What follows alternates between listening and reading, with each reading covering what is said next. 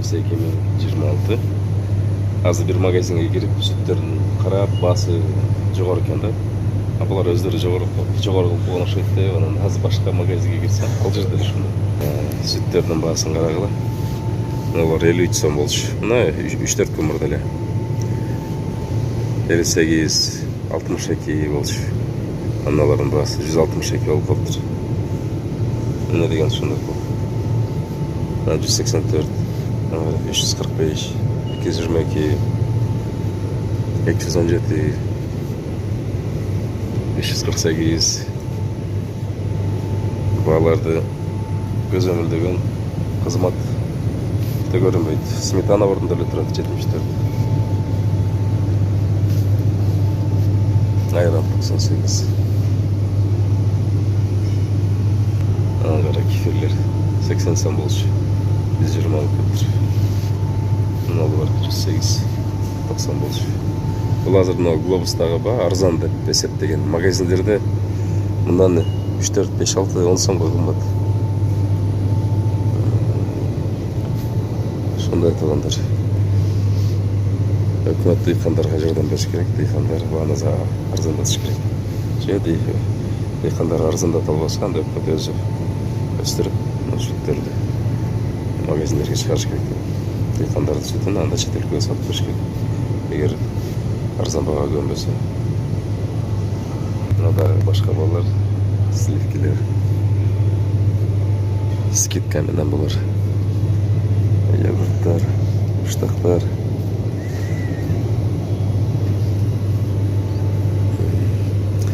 Канча йогурттар эски бадыл экен.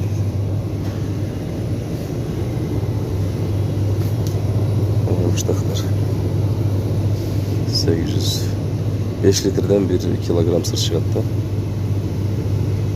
Баалар 5 жарым, 1 кило 4 жарым. Сүткө карайт, майлуулугуна карайт да.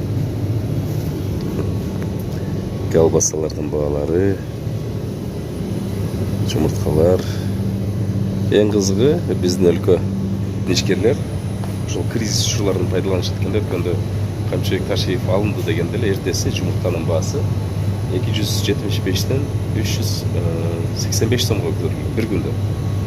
Ушундай айырмасы жок. Камчыбек Ташиев же Садыр Жапаров же башка өкмөтпү. Ушундай ар дайым байкайм, революция болгон учурларда же бийлик башчысы кеткенде же кандайдыр бир таасирдүү бийликтин өкүлү кеткенде ушу бааларды ошо ишкерлер ар дайым көтөрөрүн байкап келем да. Ошондой. Эттин баасы да дароо көтөрүлгөн. Эттин баасы демекчи. Ана куйрук 1000 сом. Түшүрүптүр бир аз 750 сомго, 700 акса менен. Жумшак 919 сом. 1019 сом. Биринчи сорт дейт. 25 килограмм. 1132. Карагыла. Онго болгон баада өсүптүр. Килограммы 2264. Бул мөмө жемиштерге 65, 88, 46 сом картошка. 38. Пияз эми базарда ар түрдүү. 15 сомдон ушундай 38ге чейин бул жерде. 10 сомдон да пияз тапсаң болот. Топтомдо. Бирок азыр кечеге барсам 15 сом экен. Эң арзаны. Мына майлар. Так, 5 литрин 823, 956, 914, 891. Bizde Mariam 750 сом. Муну дагы сырттан семечканы алып келет дагы өзү да май чыгарат, бирок ал азык-түлүк коопсуздугуна кирбейт да, обманка деп эсептесек болот. Ал үчүн семечканы өзү өндүрүп, анан пайда өзү чыгарсак ошол кирет. Азыр чегаралар жаап салса болду. Un da жок калат, май да жок калат. Мына макарондордун баалары экен. 60. Ком шекер. Кара балтадагы стекловодтар чалышат, 60 сомнан сатылып атышат да оптом. Ошондо Бразилияда 15 сом. Муну биздин кара балтанын эмес экен, кант экен. Индияныкы башкача. Томчулар менен 15 сом коюлат экен, магазиндерде де 84 сом. Гүлүштүн баалары. Гречка. Фасоль. Бул биздин местный фасоль экен. Таластын фасолю башка. 241 экен. Боксерга окшош экен. Бул жакшы. Эттин ордун басат, белок көп да. Крупа 85. Чечевица. Тушанкалар. Ар түрдүү баада. Карбуша. Кыскасы, туугандар, азык-түлүк коопсуздугуна кире турган негизги азык-түлүктөрдү көргөздүм. Мында көп нерсеси жок, жашай берсек болот. Бирок беркилерсиз жашай албайсың. Акыркы убакта кофелерге да болгон баалар өсүп кетти. Байкап атабыз. Хагис еврейский жөөттөр. Йоко бейби жакшы чыгып атат азыр сапаты. Ушу Йоко бейби алсаңар болот, өзүнөн дұрыш. Шампуньдарга да болгон баалар өстү акыркы убакта. Эскилер жакшы, бир калыпта турат, өзгөрбөй. Инфляция буларга таасирин бербеди. Кагаздарга бир аз өзгөрүү бар. Анастасия жөөттөр. Палестинаны колдогондор болсо, ошого да албасаңар жакшы болот. Colgate, Blendamед. Нашылардың барды ұшылардыға. Бейби. Базарда оптамда 950 сомны бар. Içinde мына үштік көрсеңір 62 штук. Бұлар қошатты біразда. Қаламай ішілер мына. Бұлардағы бағаларын өстірді. Бимакс арзанырақ салыштырмалы. Персил, Тайт, Ариэл ашыл жөөттірдік. Үшін альтернативалық өзі да шығаршымыз керек та. Қаншалаған мен деген балдарда қырып атышады. Аналардың барды қарасаңыр. Көпшілігі ұшылар жөөттірдік. Киткат, Сникерс, Кола, Фанта, Пепси. Bir дағы мұсылмандардықы бұл жерде көргейсінде. Bir котормасында пищеварениеде тұрады официально, а бирок каждый пение помощь Израиль деп айтылады да, жалпы жерінен айтқанда. Шон қолдан келсе, атамекендік өндірішті ичсеңер жақшы болды. Коллан бұл қарада мен 96 жылдан бері 1,5 миллиардтан ашық ақша тауып тұр. 50 миллиондай жала салық төледі дейді. Бирок ошонун канчадыр пайызы ошол курал сатып алып, ошол мусулмандарды кырганга жумшалып деп айтылат. Ошондой маалымат. Интернетте карасаңар чыгат. Дегендерге канча түрдүү товарлар бар. Канча ушул жерде 1000 деген товардын түрү бар. Шулардын бардыгын эгер өзүдө чыгарсак канча жумуш орундары пайда болот. Эгер бул боюнча мен долбоор баштадым эле 2010 жылдары. Жылына 100 завод куруу боюнча өндүрүш. Эми буюрса азыркы өкмөт аракет кылып баштап атат. Ошонун баарын өзүдө чыгарышыбыз керек да.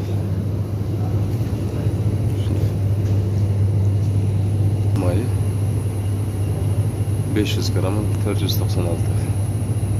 Бул дагы экесе бага кошкон өз учурунда арзан мезгилден эгерде ошол сырттан келген акчалардын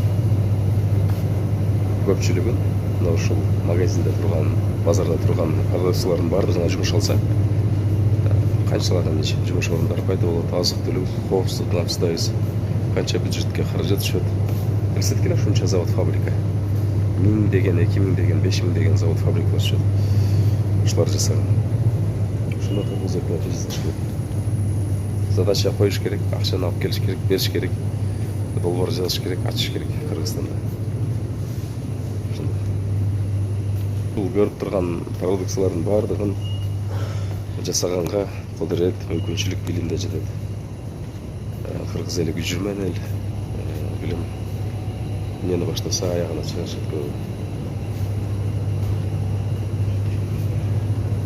Болгон ошол мотивацияны күчтүү бериш керек, кызыгууну көргөзүш керек. көріп отырсыз, 5-6 тілден үйренгендер бар. 5-6 өндіріштен іштеткендер бар. Болған ошол улуумон өкмөт бул атайын окууларды уюштуруш керек жерлерде. Ошоларды өндүрүү боюнча, чыгаруу боюнча продукциялар бар. Ар бирине каражат бөлүп кылсаң, ошонун баардыгы Кыргызстан ичине кирет. Мисалга жөн эле шоколад 2011-жылкы статистиканы айтып кетейин, 58 миллион долларга импорттолгон. Шоколад жөн эле. Ошону какаону алып келип өзүдө жасасак болот да, мисалы. Ошо шоколаддын канча түрү бар. Яшкина кандай бутка турду. Жөөттөр чыгарат. Nestle башкаларда. Биз жасасак болбойбу, дүйнөгө экспорт кылсак болот. Бүгүн 17-август 2026-жылга азыр кыскача обзор. Базарларда айырма 5-10 сом, 3 сом. Кээ бирки товарлар бул жерде арзан, кээ бирки товарлар базарда. Ошондой. Кыскасы көп деле айырмасы жок, жалпы жөнүнөн ошо баалар ушундай. Азыр Кыргызстанда негизинен ушундай. YouTube каналына катталгыла. Instagram, TikTok лайктан басып, анан өзүңөрдүн оюңарды калтырып койгула. Кайсыл жерде баалар кандай? Ушул этке болгон, унга болгон, ком шекерге болгон, тузга болгон баа. Эң негизги, мисалга азыр кокус чыгаруулар жабылып кала турган болсо, кайсыл азык-түлүксүз биз жашап кете албайбыз. Энергетиктерсиз жашап кетсек болот да. Мындай чипстерсиз, мындай коласыз, ошол негизги стратегиялык азык-түлүктөрдү ошо жаза кетсеңер, картошка, пияз, ошол күрүч, кайсыл жерде алар кандай, өсүмдүк майы мисалга. Бизде азыр агрардык айыл чарба тармагы өтө начарлап кетти. Беледен алып кетти, шордун баасы 65-ке чыкты. Карасак, биржада Амафос где-то 61 000 тегедеги. Эгер доставка менен эсептесек, где-то 78 сом болот экен да. Карбамидтер 30 000 сом тегереги, доставкасы менен 39 000. Минерал селитраларды билесиңер, мочевина селитра деген 22 000. Болсо ал жакта где-то доставкасы менен 28. Азот фосфорлор. Алар биржада 22 000, доставкасы менен 28 000. Простой фосфаттар 16 000, доставкасы менен 8 000. Доставкага ошо 7-8 сомдон тегереги кошулат экен. Мурда 3 сомдон тегерегинде кошулат эле, ал дагы соляркага тиешелүү болчу. Ошол.